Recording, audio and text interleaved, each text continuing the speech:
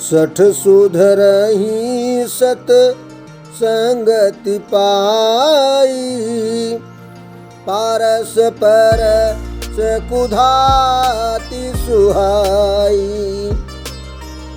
विधि बस सुजन कुसंगति परहि, मनि मनि सम निज गुण अनुसरहि।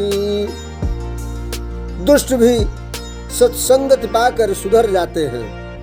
जैसे पारस के स्पर्श से लोहा सुहावना हो जाता है, सुंदर सोना बन जाता है, किंतु दैव योग से यदि कभी सज्जन कुसंगति में पड़ जाते हैं तो वे वहाँ भी सांप की मणि के समान अपने गुणों का ही अनुसरण करते हैं।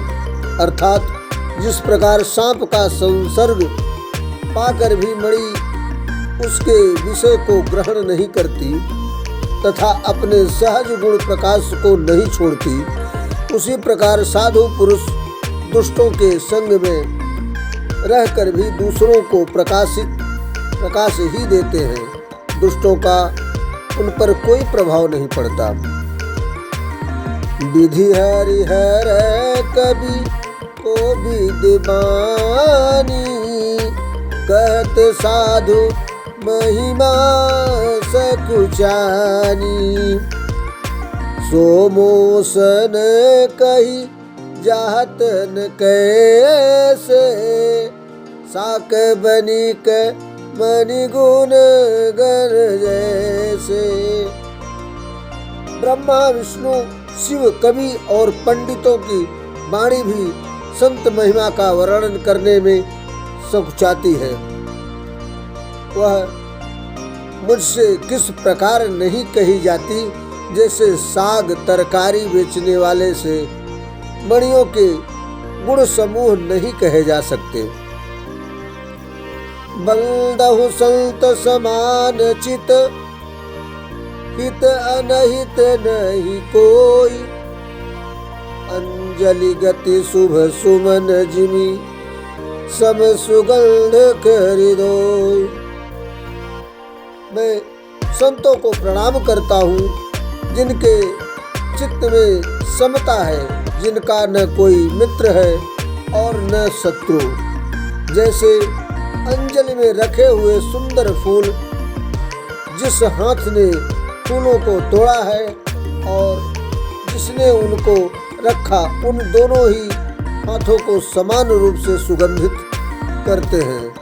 वैसे ही संत शत्रु और मित्र दोनों का ही समान रूप से कल्याण करते हैं। संत सरल चित जगत हित, जानी सुभाऊ सनेहु। बाल विनय सुनि करे कृपा, राम चरण रति देहु। संत सरल हृदय और जगत के हितकारी होते हैं। उनके ऐसे स्वभाव और स्नेह को जानकर मैं विनय करता हूँ। मेरी इस बाल विनय को सुनकर कृपा करके श्री राम जी के चरणों में मुझे प्रीति दे। बहुरी बंद खल गन सति भाए, जे बिनु काज दाहिने हूँ बाए। परहित हानि लाभ जिनके रे, उजरे हर सभी साध बसेरे। अब मैं सच्चे भाव से दुष्टों को प्रणाम करता हूँ, जो बिना ही प्रयोजन अपना हित करने वाले के भी प्रतिकूल आचरण करते हैं। दूसरों के हित की हानि ही जिनकी दृष्टि में लाभ है, जिनको दूसरे के उजड़ने में हर्ष है और बसने में विषाद होता है। हरिहर जस केस राहु से, कर काज भट सस बाहु से।